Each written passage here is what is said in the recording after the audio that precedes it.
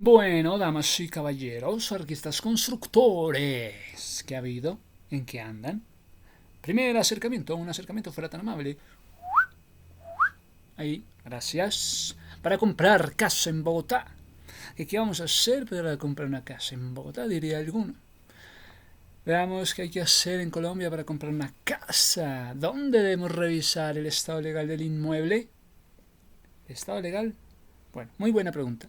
¿Cómo vamos a comprar casa en Bogotá, Colombia? Se requieren varios pasos legales y financieramente para evitar problemas, para evitar estafas. Mira, el paso a paso. Definimos la forma de pago. Oye, ¿cómo va la forma de pago? Definimos la forma. ¿Cómo es la forma? Mira, chan con chan. De contado. O de contado, pagas directamente el valor del inmueble. O con crédito hipotecario. Sí, por favor, un crédito hipotecario. O con leasing habitacional. No, pues debemos comprar con leasing habitacional. Es decir, el banco te financia parte del valor. Debes tener un preaprobado bancario antes de comprometerte. De pronto te dice, no, un 50%, un 30%. En fin, un porcentaje preaprobado. Mira, revisamos el estado legal del inmueble. Esto es fundamental para no caer en estafas. Lo haces principalmente en oficinas de registro de instrumentos públicos, lo que se llama superintendencia de notariado y de registro. ¿Que dónde está la superintendencia de notariado y registro? Superintendencia de notariado y registro para ir a la oficina de registro de instrumentos públicos. Allí se pide el certificado de tradición y libertad. Queremos ir a pedir el certificado de tradición y libertad en la Superintendencia de Notariado y Registro, en la oficina, más exactamente, Oficina de Registro de Instrumentos Públicos. Oye, ¿qué trae este documento? El certificado de tradición y libertad. Este documento de certificado de tradición y libertad muestra a los propietarios actuales, a los propietarios anteriores, este documento de libertad y de tradición. Entonces muestra a los propietarios, muestra la hipoteca vigente, si está vigente o no. Es una hipoteca vigente, o si hay embargos, o si hay demandas. Bueno, si la hipoteca está vigente, si hay embargos o no, si hay demandas o no. Y las limitaciones al dominio. ¿Cuáles pueden ser los dominios y sus limitaciones? Que si ya van a hablar de fideicomisos, que si van a hablar de usufructos. Mírame, fideicomisos dijiste. Mira que el fideicomiso es un acuerdo legal en el que una persona, hey señor fideicomitente, hey, ¿qué dice fideicomitente? Venga, transfiéranos bienes, transfiéranos sus derechos a otra persona. Es decir, a esa otra persona se llama fiduciario. Fideicomitente, venga, tráigale sus derechos, sus bienes, transfiéranos, ya sea una persona, ya sea una entidad. Esa otra se llama fiduciario. Del fideicomitente al fiduciario. ¿Para qué? Para que le administren, hombre, en beneficios de un tercero. ¿Cuál es el beneficiario? Para que le administre el beneficio de un tercero. El beneficio. El beneficiario. Es una herramienta versátil esto del fideicomiso. Versátil. Utilizará tanto en el ámbito personal como en el ámbito empresarial, para la gestión de activos. Estás pensando en gestión de activos, estás pensando en planificación patrimonial, estás pensando en consecución de diversos fines, una consecución. Oye, entonces, fideicomitente es la persona que crea el fideicomiso y transfiere los bienes y transfiere los derechos. ¡Hey, fideicomitente! O sea que el fideicomitente vendría a ser el mismo propietario. ¿Qué dicen ustedes?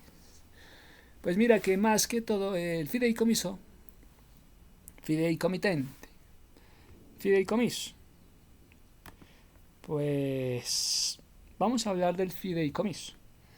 Hay un fideicomiso que es de inversión, otro de testamentario, otro en vida, otro público. Tenemos ¿cuántos fideicomisos? 4. Entonces el de inversión, por favor, fideicomiso de inversión, ¿qué es? Se utiliza para invertir en instrumentos financieros y obtener rentabilidad.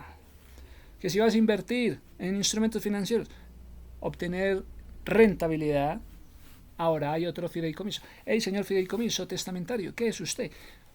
Pues fideicomiso testamentario se establece un testamento para administrar los bienes después del fallecimiento de una persona, de ese fideicomitente.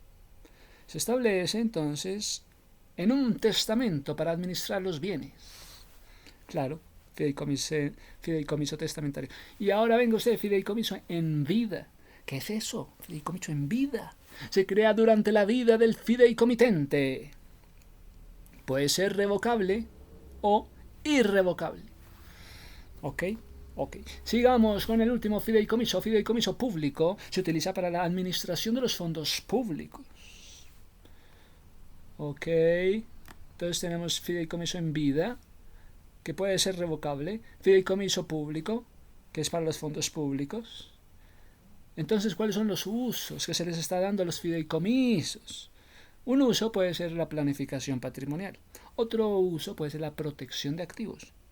Otro uso puede ser la gestión de negocios o planificación sucesoria. O un último uso puede ser una gestión de inversiones. Entonces tenemos que planificar.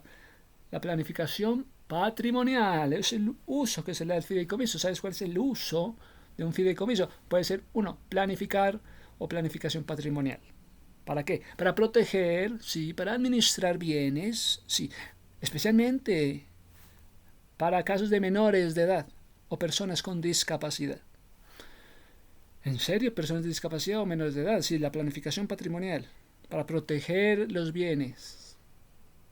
Entonces, llámenos al fideicomiso de planificación patrimonial. Siguiente, el uso que se le da a otro fideicomiso, para protección de activos. Vamos a proteger los bienes de estos acreedores. Vamos a proteger los bienes de los acreedores y de las situaciones que surjan de imprevisto. Protección de activos para toda situación de imprevistos. O para proteger los bienes de estos acreedores. Siguiente, uso de un fideicomiso. La tercera, gestión de negocios. Una cosa es gestión de negocios, otra cosa es gestión de inversiones. Gestión de negocios para administrar empresas o proyectos incluye gestión de ingresos y egresos.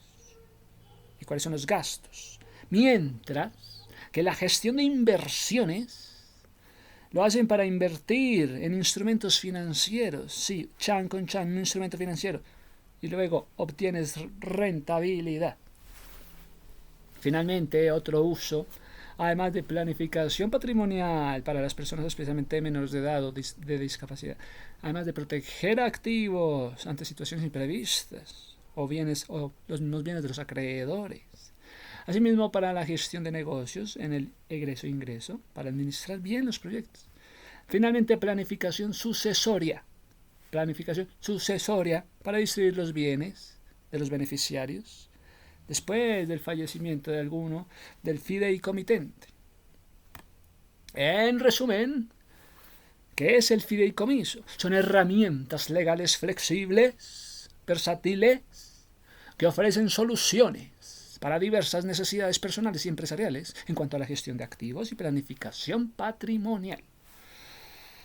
Bueno, es este tema del fideicomiso en Colombia. ¿Qué es esto? Que el fideicomiso es un tipo de transferencia de bienes, el cual funciona asignando un tiempo, 2, condición, para que se cumpla. Luego de cumplirse, el bien se transfiere al beneficiario que fue designado. Se construye mediante una escritura pública. Bueno, entonces sí existen las escrituras públicas y entonces de ahí el fideicomiso que transfiere sus bienes, asigna tiempos y condiciones para que se cumpla la transferencia al beneficiario. Bueno, ¿y cuáles son los riesgos que pueden haber en todo esto del fideicomiso? El uso de un fideicomiso maestro de cobranza conlleva ciertos riesgos, como el riesgo de mora, como el riesgo de ejecución, como el riesgo de crédito, como el riesgo de crédito, riesgo de la contraparte, como el riesgo de la administración maestro, como el riesgo de la evicción, como el riesgo de la mezcla. Coming risk, mismos que requieren una atención especial. Entonces, ¿qué significa poner una casa en fideicomiso? Vamos a poner la casa en fideicomiso, fuera tan amable. ¿Listo? Listo. Entonces, vamos a poner la casa en fideicomiso. ¿Qué significa? Que se transfiere una propiedad de la casa a un fiduciario, que es una entidad legal, que es una entidad financiera designada para administrar, para proteger los activos en beneficio de una persona o entidad llamada beneficiario o fideicomisario.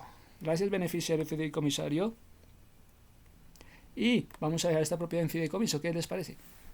Es una propiedad que queda en fideicomiso. ¿Qué les parece? Es un modo de disponer de una propiedad que ata los bienes de un destino determinado, de un interés de personas distintas personas de aquellos que reciben la propiedad. Su interés práctico deriva atributos, ¿cuáles?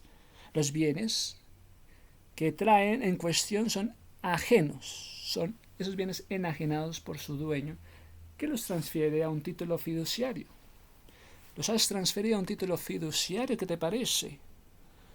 ¿Y cuáles pueden ser las desventajas que ocurran con un fideicomiso en vida? La principal desventaja del fideicomiso, la cual es irrevocable, es que el otorgante, el que otorga, no puede modificar los términos de las condiciones. Una vez esté constituido, no se va a cambiar las condiciones. Por tanto, debe tener mucho cuidado al nombrar beneficios. 1. Al nombrar fideicomisarios. 2. Al nombrar distribuciones. 3. Oye, entonces dinos cuál es la mejor fiduciaria en Colombia. Según la Superintendencia Financiera de Colombia, la fiduciaria que maneja la mayor cantidad de activos es la fiduciaria Bancolombia. Entonces están hablando de un banco. Ya el banco hace parte de la fiduciaria. La fiduciaria hace parte del banco. Entonces, ¿qué es un fideicomiso de herencia?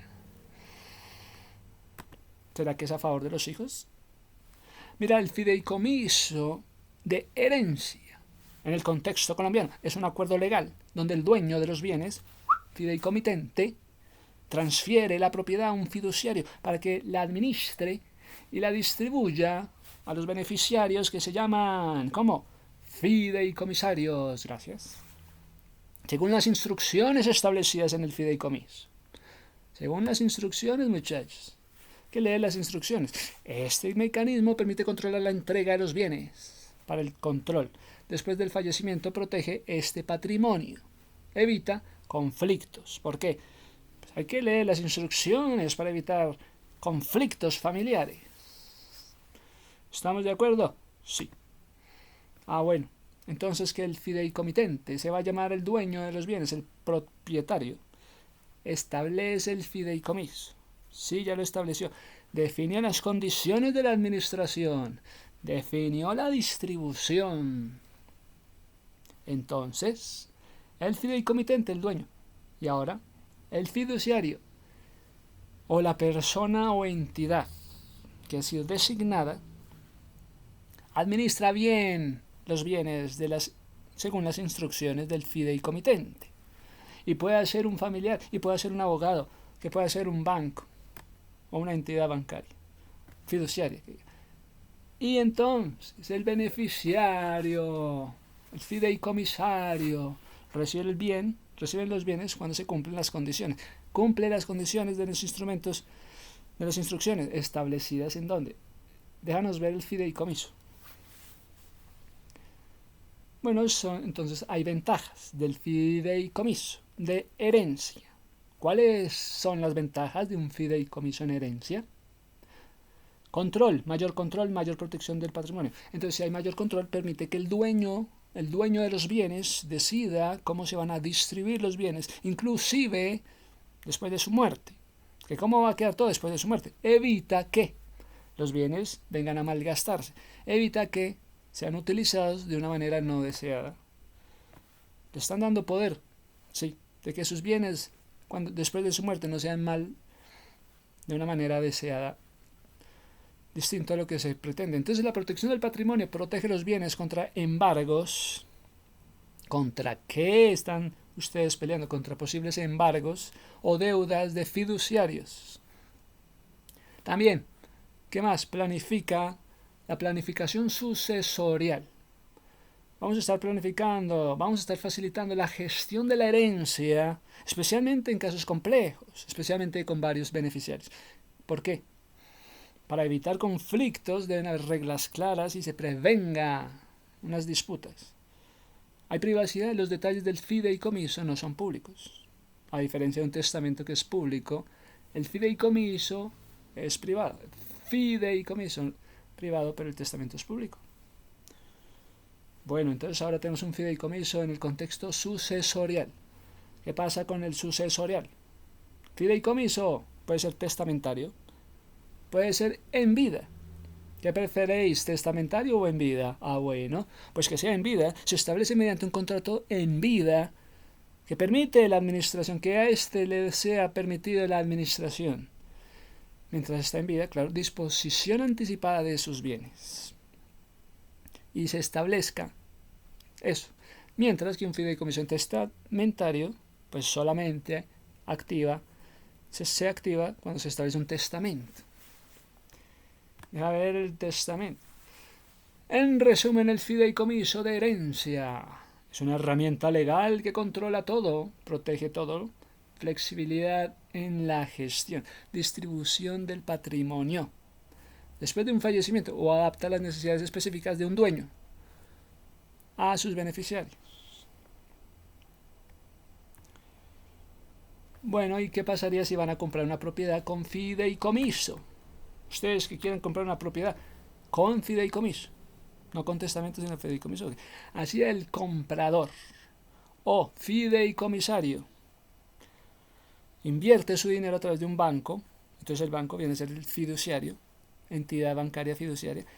El fiduciario está obligado a seguir las instrucciones del comprador. ¿Cuál es el comprador? Y a petición suya vamos a comprar la propiedad al vendedor. Todo el proceso dura hasta un mes. Que van a comprar, ¿cuánto tiempo hay que demorar? Dice que un mes. Y es supervisado por un abogado o agente de bienes raíces. Yo no sabía lo del mes.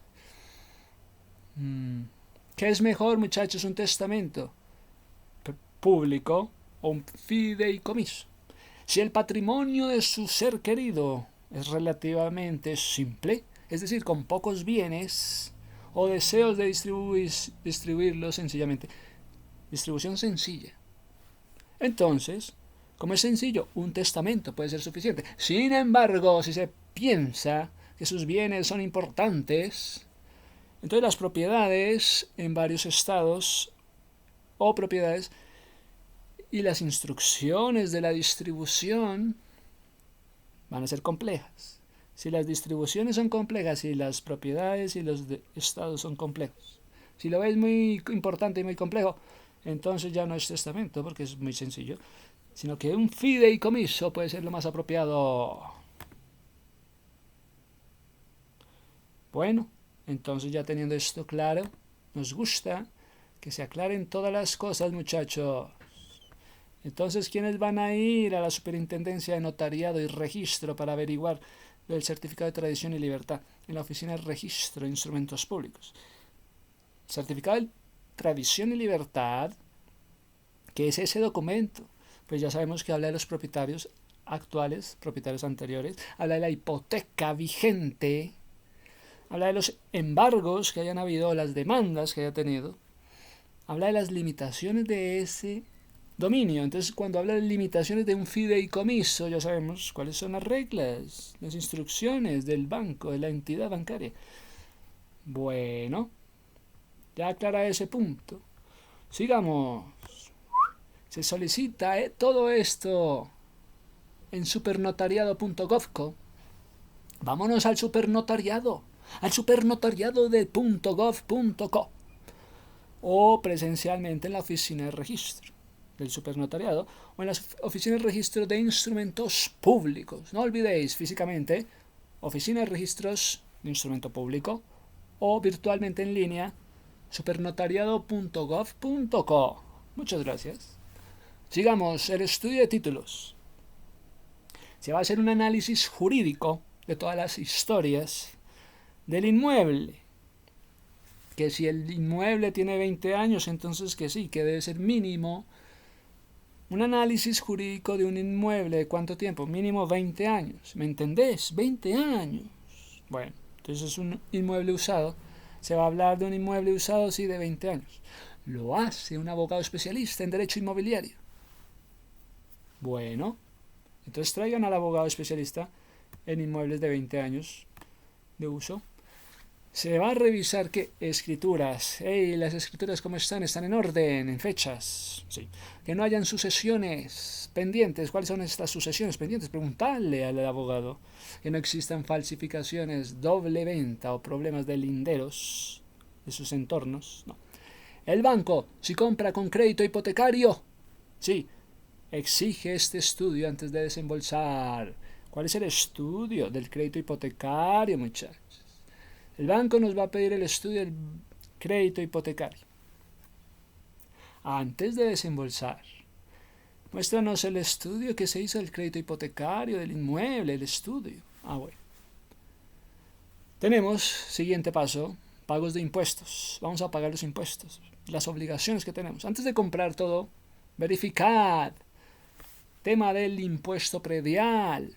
¿Que dónde vamos para ver un impuesto predial? Para verificar el impuesto predial del inmueble. ¿Quién dijo yo? Vámonos a Secretaría de Hacienda. Que la Secretaría de Hacienda de Bogotá. Bienvenida a Secretaría de Hacienda de Bogotá, porque allá vamos para averiguar el tema de impuestos prediales para nuestro inmueble. Tenemos el chulo impuesto predial. Sí, es Secretaría de Hacienda. Segundo, valorización.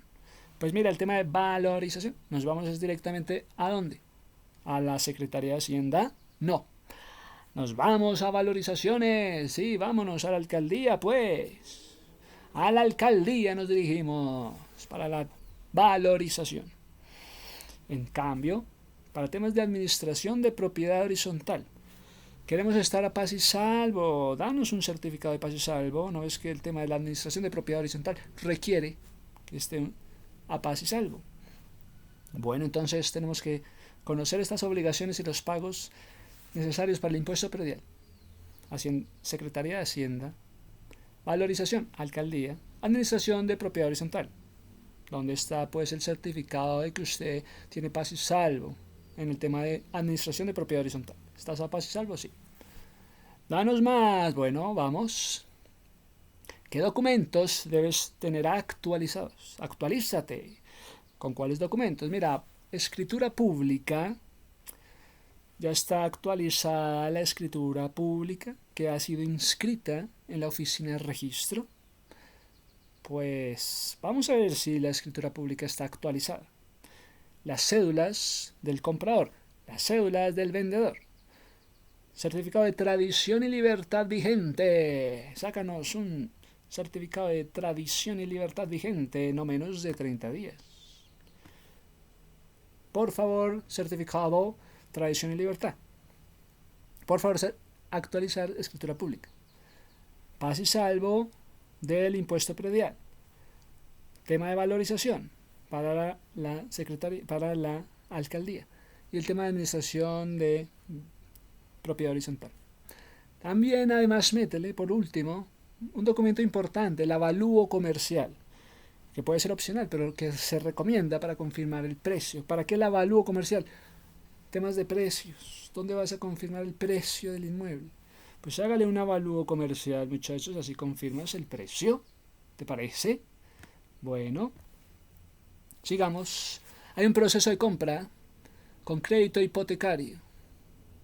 Crédito hipotecario y procesos de compra. Muy bien, lo entiendo. Primer punto. ¿Cuál es la preaprobación? Primer punto, necesitas tener una preaprobación del crédito en el banco. Listo, la preaprobación. Segundo, elección de la vivienda. Ya la has elegido, sí. Tercero, estudio de títulos. ¿Dónde está el estudio de títulos, muchachos? Estudio de títulos. El banco lo exige. Entonces el banco, ¿dónde está mi...? Dame lo que te pido, el estudio de títulos, muchachos. Estudio de títulos, pide el banco. Cuarto, firma de promesa. ¿Firma de cuál promesa? Firma de la promesa de compra-venta. Muchachos, la firma, mostrame la firma, pedirían. Entonces, firma de promesa de compra-venta. Firma de, también, firma de escritura pública. Ante la notaría, firma de escritura pública. En notaría. Entonces, dos firmas. Firma de promesa de compra-venta. Entonces, la primera, ¿cuál es? Firma de promesa de compra-venta. La segunda, ¿cuál es? Firma de escritura pública. ¿En dónde? En la notaría.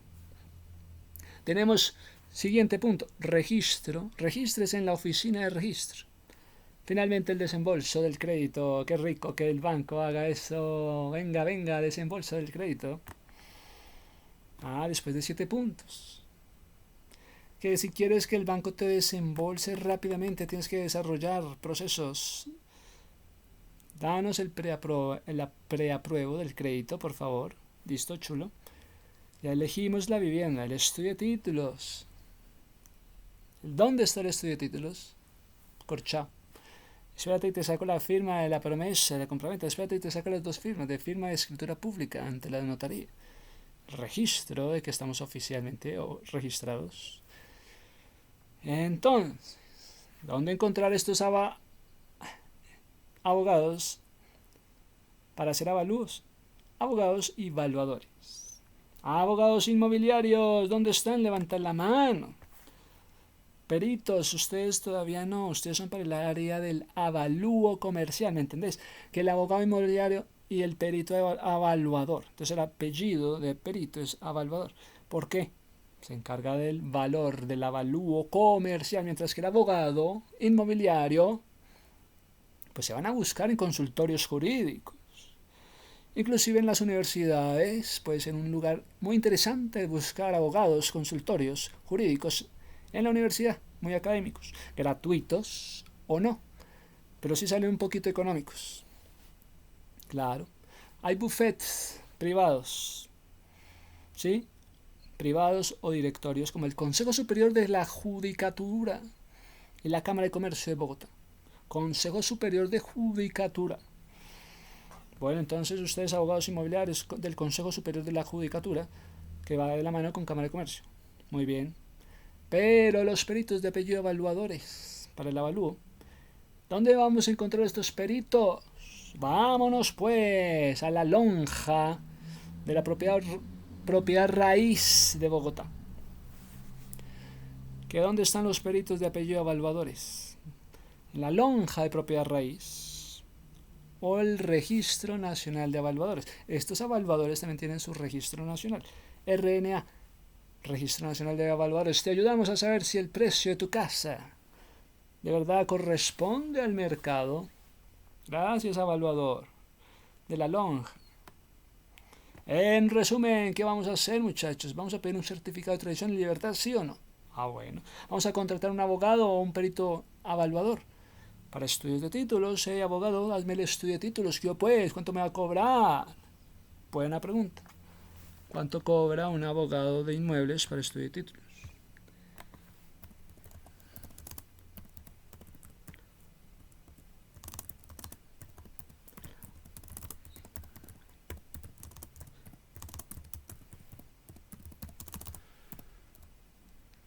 Vamos a ver cuánto van a cobrar. ¿Cuánto hay que pagarle al abogado para que nos haga el estudio de títulos del inmueble? ¿Cuánto pensáis vosotros? Escribidlo. Entonces, primero, certificado de tradición y libertad. Segundo, le pagamos al abogado para que nos haga estudio de títulos. ¿Que cuánto habría que pagar el costo de esta vaina en Colombia? No es algo fijo por ley. Sin embargo, el valor depende de que el abogado que se contrate o la firma que lo contrate. La complejidad del inmueble, que no es lo mismo un estudio de títulos si es un inmueble usado, si tiene hipotecas, sucesiones, embargos. Entonces el estudio de títulos será más exigente, será más complejo. Si es exigido por un banco o es por cuenta propia, que se me dio la gana hacer un estudio de títulos, que cuánto me vas a cobrar, muchacho. Pues mira que los cobros de los abogados actualmente en Bogotá, depende si es un apartamento de vivienda de interés social o usado, que no tenga ningún problema, pues en este caso los abogados inmobiliarios te van a estar cobrando 800.000, de 800 a 1.500.000. Por un estudio de títulos cobran 800 y 1.500.000, ¿me entendés? Pero es un apartamento usado, pero es un apartamento que hace parte de la BIS, de vivienda de interés social. Sí, igual le van a cobrar 800 y 1.500.000. Pero si son otro asunto, otro caso, digamos, de casas antiguas que han tenido un historial poderoso, un historial de varios propietarios, que ha tenido también procesos judiciales, pues mira que el estudio de títulos es más costoso porque ha tenido más historia.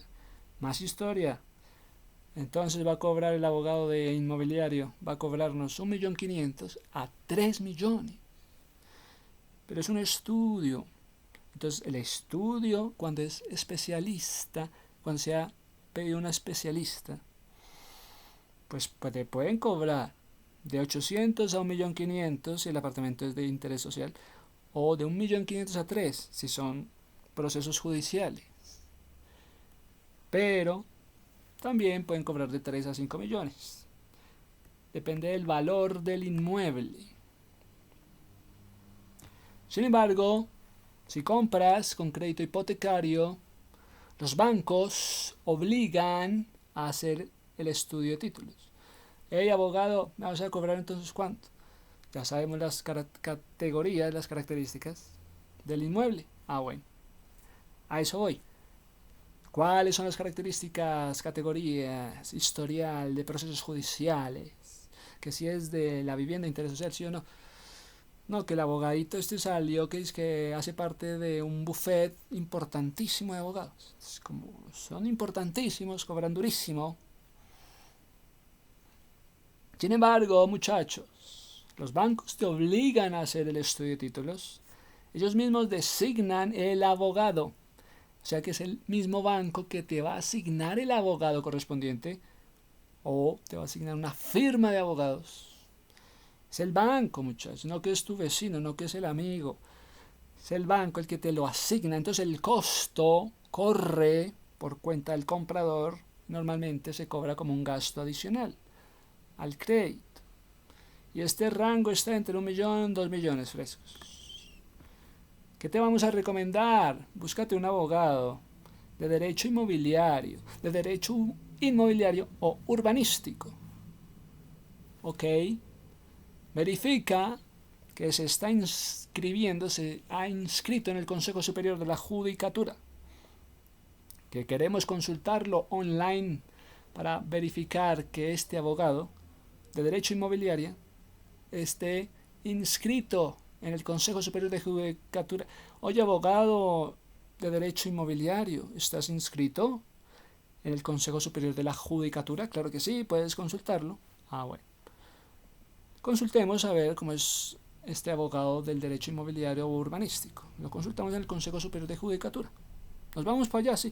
En Bogotá puedes encontrar entonces los avalúos en la lonja de la propiedad horizontal, de la propiedad raíz, lonja de propiedad raíz. También en la Cámara de Comercio, en los buffets especializados en inmuebles. Entonces, que el tema del estudio bíblico, el estudio de títulos cuesta aproximadamente de 800 a 1.500.000, de 1.500.000 a 3. En promedio, muchachos, aunque puede subir de precio según la complejidad de la firma de abogados, el prestigio del pingo. ¿Quieres que te arme un presupuesto detallado de todos los gastos legales, gastos notariales, de una compra vivienda en Bogotá, teniendo en cuenta al señor abogado de derecho inmobiliario o urbanístico, el peritaje evaluador, el tema de notarías y registros y impuestos? Sí, aproximadamente total, el precio total de todas estas gestiones, muchachos, que no es el precio del inmueble, sino que el precio total de gastos se incrementa, porque se tiene que tener en cuenta primero estudio de títulos, segundo el peritaje del señor evaluador y tercero certificados como cuáles, certificados de tradición y libertad. Y esto se le suma una suma total de 1.500.000 o de 3.500.000. Entonces, esos son los precios. Precios de las gestiones legales. Pero, en el caso de la escritura pública, cuando se vayan a la notaría, pues es un porcentaje. El porcentaje del inmueble. El valor del inmueble es tal, pero para hablar de la escritura pública, la notaría te va a pedir un porcentaje del valor del inmueble. Ese porcentaje no llega a ser 1, es menos, 0.54%. Se va para el tema de la notaría, el valor de la escritura pública. Depende del valor del inmueble. Repito, depende del valor del inmueble lo que te cobre la notaría por la escritura pública. Esto se va a estar pagando. ¿Quiénes van a pagar esto? Se paga entre el comprador y el vendedor. Cada uno se va 50-50 para pagar el tema de la escritura pública. Que usted quiere comprar una escritura pública en la notaría, tráigase al comprador o tráigase al vendedor y los dos pagan el 50% del valor de la escritura pública, que es un porcentaje, ¿de acuerdo a qué? De acuerdo al valor del inmueble. Entonces, si el inmueble costase 300, qué sé yo, entonces el gasto notarial sería de 1.600.000. ¿Por qué? Porque entre los dos, el comprador y el vendedor, estarían cancelando un valor de 800. Entonces, la mitad de la escritura pública para el comprador y la otra mitad para el vendedor. Más o menos 800.000 pesos por cabeza. Sigamos en el tema del registro, la oficina de registro, para hablar de impuestos de registro. ¿Cuáles son los impuestos? Impuestos de registro. Tiene un porcentaje de un 1%, según el valor del inmueble. ¿Cuál es el valor del inmueble? Digamos que 300. Entonces, los derechos de beneficencia tienen un valor que es un porcentaje que es 0.3%. Entonces, ¿qué te vas a comprar una de 300? Hay un registro de 3 millones y el tema de la beneficencia se va a 900.000 pesos. Entonces, en total, el tema de registro con el tema de impuestos de registro y beneficencia se va a un total de 3.900.000. Oye, entonces, que no es solamente el precio del inmueble, sino que además hay que aterrizar otros precios, como cuáles, como la escritura pública, que se puede ir más o menos, ¿cuánto? 1.600.000. En el tema de impuestos de registro y de beneficencia, que puede ser un total de ¿qué? 4 millones. Entonces, 5,5 millones puede ir sumándole al precio del inmueble. Otros gastos. Si compras por una inmobiliaria, ¿qué porcentaje le vas a dar a la inmobiliaria? Pues que se le da un porcentaje a la inmobiliaria, el 3%. 3% para la inmobiliaria. A eso súmale el IVA. 3% para la inmobiliaria. Listo. Entonces, gastos. Estudio del crédito. Gastos bancarios. Si es un tema de crédito hipotecario, tienes que sumarle estudio de crédito. Súmale un gasto más. Estudios de crédito con un valor de 300 a 500. También súmale seguros obligatorios de vida, seguros obligatorios de hogar y de vida. ¿Me entendés? Entonces son como 4 temas que hay que tener en cuenta en el momento de pagarle a una inmobiliaria que el 3% más el IVA, porcentaje 3%. Pagar el derecho de beneficencia, pagar el impuesto del registro en la oficina de registro del inmueble, un 1%. Pagar la escritura pública en la notaría con un porcentaje del 0.54. Muy bien. Tenemos un ejemplo de una compra de vivienda. Compra de vivienda en Bogotá, un ejemplo de 300 millones. Entonces, súmale estudio de títulos y el tema del peritaje. Súmale 2 millones y medio. Entonces, 2 millones y medio. El tema de notaría, que sería 800.000 pesos. No. 0,8 millones. Registro, beneficencia, 4 millones. Otros temas de certificados y trámites, 800.000 pesos. Gasto total, 7 millones y medio adicionales al valor del inmueble. Además del valor del inmueble, súmale 7 millones y medio, teniendo en cuenta todos estos asuntos. Estudio de títulos, peritaje, sí. Notaría, sí. Registro y beneficencia, sí. Certificados, trámites, 7 millones y medio. Bueno, en resumen, siempre reserva un 2%, un 3% del valor de la vivienda para gastos legales y notariales. Que por ahí dicen que 7 millones y medio para gastos legales y notariales. Pero cuando hay crédito hipotecario, se suman además temas de seguros. ¿Por qué? Porque es crédito hipotecario. Se le suman temas de seguros. El tema de seguros va con inmuebles que tengan ¿qué? Crédito hipotecario. Que el tema de seguros va exclusivamente con ¿qué? Temas de crédito hipotecario. Y comisiones bancarias. Interesante, muchas gracias. Y hasta aquí la introducción.